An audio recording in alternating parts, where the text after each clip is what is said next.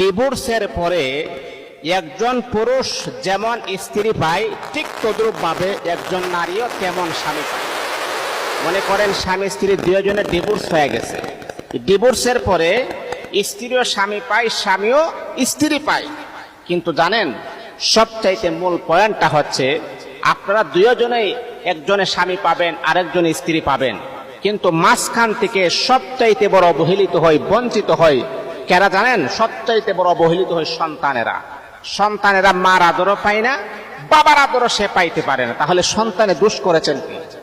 এই সন্তানটা কি দোষ করলো যার কারণে মার আদর থেকে বঞ্চিত হয়ে গেল, যার কারণে বাবার আদর থেকে বঞ্চিত হয়ে গেল?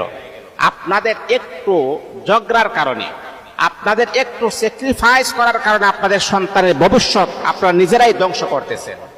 মা বাবাদেরকে আমি দৃষ্টি আকর্ষণ করে বলবো, স্বামী স্ত্রীদেরকে আমি দৃষ্টি আকর্ষণ করে বলবো,